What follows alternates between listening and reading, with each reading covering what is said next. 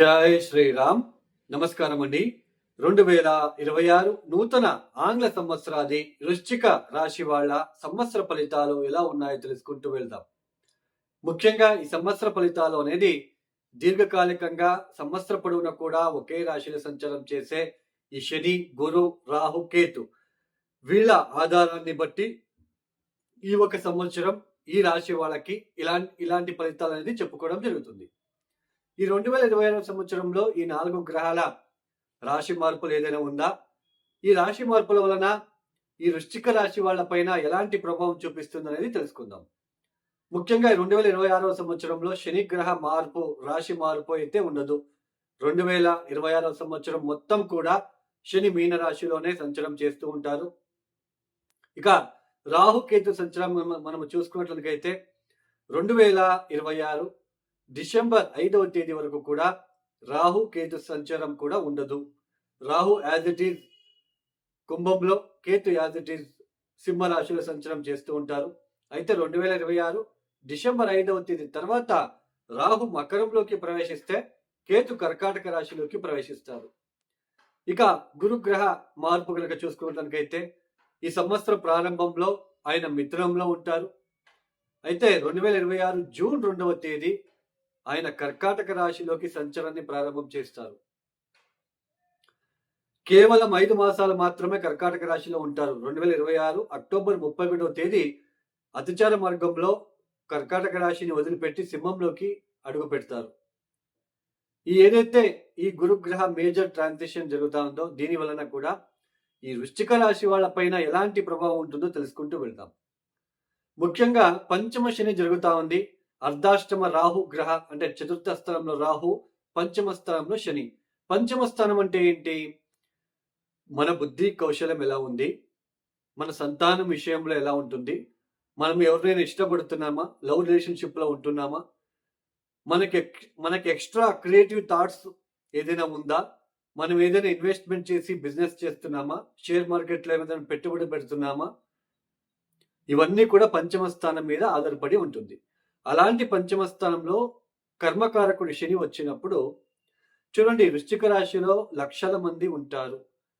ఇప్పుడు నేను చెప్పబోయేది కూడా కరెక్ట్గా మీరు మ్యాచ్ చేసుకోండి. ఇప్పుడు పంచమ స్థానంలోకి శని వచ్చాడు.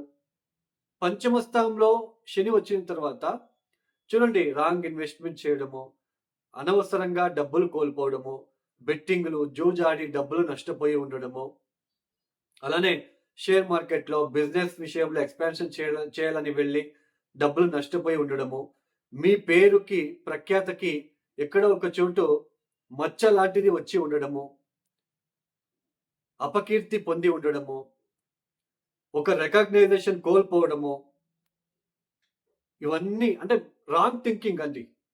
మొత్తం రాంగ్ థింకింగ్. ఒక భయము, తెలియని భయము, కుటుంబంలో ఇబ్బందులు, ఇలాంటివన్నీ మీరు చూస్తూ వస్తూ ఉంటారు. అలానే ఎవరైనా లవ్ చేస్తూ ఉంటే బ్రేకప్ అవడము, ఇవన్నీ చూస్తూ వస్తున్నారు. అయితే వృశ్చిక రాశిలో లక్షల మంది ఉంటారు. అందరికీ ఇలాగే ఉంటుందా? మరి ఎలా తెలుసుకోవాలి? పంచమ స్థానంలో శని వచ్చాడు కదా, మీనరాశిలో సంచారం చేస్తున్నారు కదా, అష్టకవర్గ బిందులు చూసుకోవాలి. 0, 1, 2 అష్టకవర్గ బిందులు కనుక ఇచ్చి ఉంటే, ఇప్పుడు నేను ఇవన్నీ చెప్పాను కదా, ఇన్వెస్ట్మెంట్ చేసి మోసపోవడము, లేదా జూజాడము, బెట్టింగ్లు, లవ్లో బ్రేకప్, ఇవన్నీ కూడా జరిగే ఎక్కువ శాతం జరిగి ఉండే ఆస్కారం ఉంటుంది ఎవరికైనా అక్కడ అష్టకవర్గ బిందులు తక్కువ కనుక ఇచ్చి ఉంటే. అదే 4, 5, 6 అష్టకవర్గ బిందులు కనుక ఇచ్చి ఉంటే శని కొంచెం స్ట్రాంగ్ పొజిషన్లో ఉన్నాడు కాబట్టి ఇన్వెస్ట్మెంట్ ఆ థాట్ వచ్చినా మీరు చేయకుండా ఉంటారు. ఎందుకు లేబ్బా నాకు ఇన్వెస్ట్మెంట్ అని ఉంటారు. అలానే సంతానం విషయంలో కొంచెం అభివృద్ధి లేకపోయినా మీరు కొంచెం దాన్ని సెటరేట్ చేసుకోగలుగుతారు. మీ థాట్స్ని కొంచెం కంట్రోల్లో పెట్టుకోగలుగుతారు. ఏదైనా ఆన్లైన్ ద్వారా ఏదైనా మెసేజ్ రాగానే ఈ అష్టకవర్గ బిందులు తక్కువ ఉన్న వాళ్ళు కొంచెం ప్రెస్ చేయడానికి ఆస్కారాలు ఉంటాయి. ఇలా ఒత్తానండి డబ్బులు పోయాయని అంటారు. అదే అష్టకవర్గ బిందులు 4, 5, 6 కనుక ఇచ్చి ఉంటే ఇదేందో మెసేజ్ అని చెప్పి డిలీట్ చేసేస్తారు. సో ఇది అండి, దీన్ని ఇలా మనం చూసుకోవాలి. పంచమానికి శని వచ్చినప్పుడైతే అలాంటి సిచ్యువేషన్. బట్ ఎవరికి ఎట్లా ఉంటుందనేది ఎలా తెలుసుకోవాలంటే అష్టవర్గ బిందులు చాలా ఇంపార్టెంట్. అలానే చతుర్థ స్థలంలో మనకి రాహు, దశమ స్థానంలో కేతు. ఉద్యోగం విషయాల్లో అయితే చాలా ఇబ్బందులు పడుతూ ఉన్నారు. అనుకున్నట్టుగా ఆదాయ మార్గాలు కనిపించట్లేదు. నష్టాలు కనిపిస్తున్నాయి మీకు. ఒడిదుడుకులు, ఉద్యోగంలో మీకు సపోర్ట్ లేకపోవడము, ఉద్యోగం చేసే చోట కోపం రావడము, ఇవన్నీ కూడా ఉంటాయి.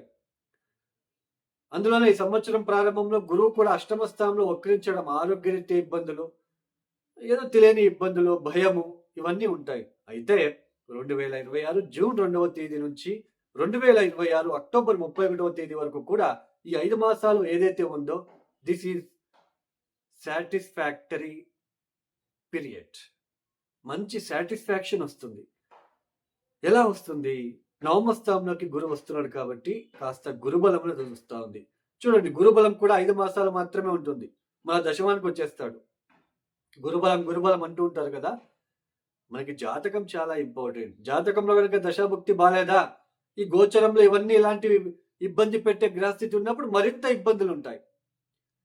దశాభుక్తి కనుక బాగుంటే ఇప్పుడు గురుబలం వస్తుంది. జూన్ తర్వాత కొంచెం ఇంకా పాజిటివ్ ఉండబోతుంది. That's it. నవమ స్థానంలో గురువు సంచారం ఎప్పుడైతే ప్రారంభమవుతుందో జూన్ 2వ తేదీ నుంచి గురువు నేరుగా పంచమాన్ని చూస్తాడు. ఇది చాలా అంతవరకు పాజిటివ్ ఇంపాక్ట్ మనకి చూపిస్తుంది. మీరు ఏదైనా తప్పులు, ఏదైనా ఇన్వెస్ట్మెంట్ చేసి ఉంటే, ఏదైనా రావాల్సిన ముని ఉంటే రావడము, ఆర్థిక విషయాల్లో కొంచెం అభివృద్ధికి చెందడము, కొంచెం థాట్స్ అనేది మార్పులు తీసుకురావడము, మీ ఆలోచన విధానం అంతా మారిపోతుంది ఈ సమయంలో.